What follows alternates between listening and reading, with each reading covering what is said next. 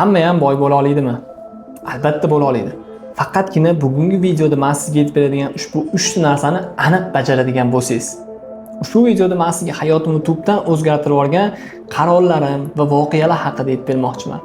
Boshida bu narsa sizga oddiydek tuyulishi mumkin, как будто bu narsani men bilaman, hamma biladi-yu deyishingiz mumkin, lekin ishoning, agar videoni oxirigacha ko'rsangiz, siz tushunib yetasiz, что bu narsalar haqiqatda ishlaydi va muvaffaqiyatga erishish qanchalik osonligini tushunib yetasiz.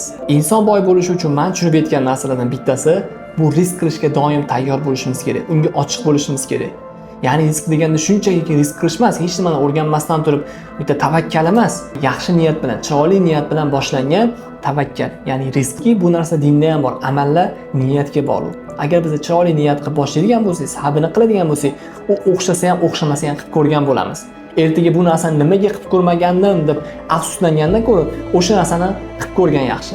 Misol uchun shaxsan o'zim 2021-yilda O'zbekistonga taniqli bitta tadbirkorlik kompaniyalarida ismi mutaxassis bo'lib ishlaganman. 9 dan 6 gacha ishlardim. Oyiga 6-7 million so'm oylik topardim. Yomon oylik emas. Lekin men oldimga qo'ygan maqsadlarimga erishish uchun bu narsa yetmasdi. Bu narsa orqali erisha olmasdim. Va o'zimni ishimni qilishim kerakligini, o'zimni biznesimni boshlashim kerakligini tushunib yetdim. Va ana o'shanda qaror qildim. Ishdan chiqib ketdim ham. 3 oygacha hech qanaqa daromad topmadim. 0 bo'ldi daromadim. Lekin o'zim blogimni ustida ishladim. O'zimning soham bo'yicha har xil foydali videolar chiqazib, obunachilar yig'dim.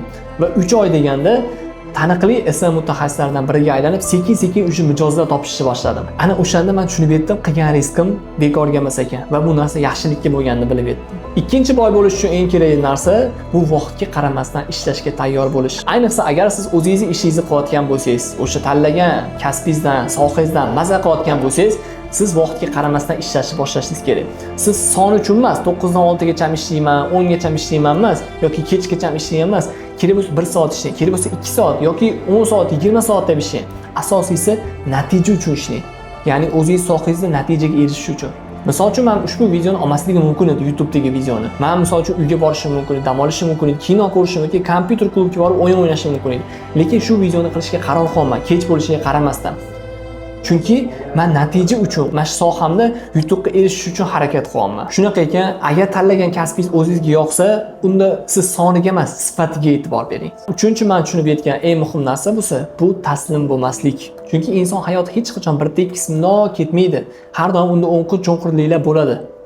O'shanaqa holatda biz taslim bo'lmasligimiz kerak. Chunki shaxsan o'zim ham mana shunaqa holatda bo'lgan, Gentrada yurgan paytlarim, bitta-ikkita loyiha bilan ishlab yurgan, endi ism agentsiyamni ochgan paytim Malibu olaman deb pul yig'ayotgan bo'lganman. $3000 hatto pul ham yig'ib qo'ydim.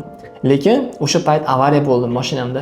Avariya shu darajada bo'ldiki, mashinamga hamma yig'ib qo'ygan pulim kirib ketdi va 2-3 oyga men mashinasiz qoldim. Pulsiz qoldim. Olgan stressim sababli proyektlarimga bo'lgan e'tiborim tushib ketdi.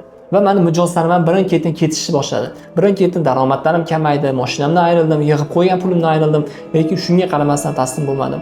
Yana davom ettirdim ishimni. Va mana hozir kun kelib O'zbekistondagi eng yirik ism agentstvalaridan bittasini asoschisiga aylandim. 20 kishilik o'zimning jamoamga ega bo'ldim. O'zbekistondagi eng katta binolardan bittasi Neston 18-qavatida shaxsiy ofisimni oldim. O'zimning orzuyimdagi o'sha Porsche mashinamni oldim. Bu narsani maqtanish uchun aytmayman. Bu narsani aytmoqchi bo'lganim shuki, mana shu 3 ta narsani bosib o'tgani sababligina bu narsalar bo'ldi deb o'ylayman. Sabab men risk qildim, tavakkal qildim. Chunki niyatimga ishondim, ixlos qildim. Vaqtga qaramasdan ishladim, sifat uchun ishladim. Yiqilishlar bo'ldi, har xil o'xshamagan joylar bo'ldi, lekin taslim bo'lmadim. Va mana Allohga shukr, hozir kun kelib o'sha natijalarni mana ko'rib turibman. Agar siz haftalab, oylab ishlayapman, lekin mendan natija bo'lmayapti, sizda omadingiz kelgan deydigan bo'lsangiz, Mr. Beast ko'pchilik taniydi. Rekomendatsiyaga tushish uchun o'sha odamga 5 yil vaqt ketgan. Ungacha daromadga chiqa olmagan. Yoki meni hech kim qo'llab-quvvatlamaydi, men baribir natijaga erisha olmayman desangiz, Starbucks'ni ochgan inson 242 marta investitsiya olish uchun atkaz olgan.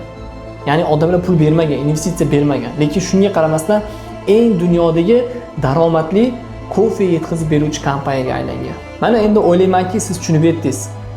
Muvaffaqiyatga erishish bu avvalambor Allohning xohishi va undan keyin bu sabab.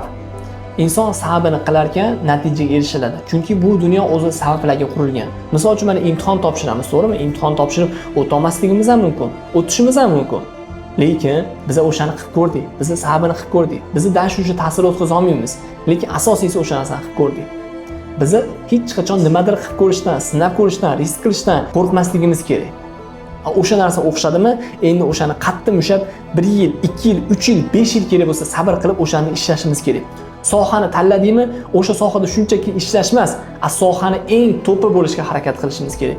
Ana o'shandagina siz muvaffaqiyatli, ya'ni boy insonga aylana olasiz.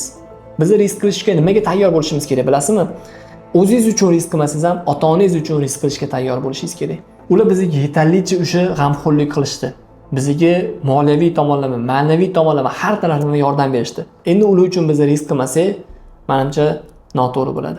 Agar video foydali bo'lgan bo'lsa, like bosib, kommentariy yozishni unutmang, chunki bu video ko'proq odamlar ko'rishiga sabab bo'ladi. Keyingi videolarda ko'rishguncha xayr.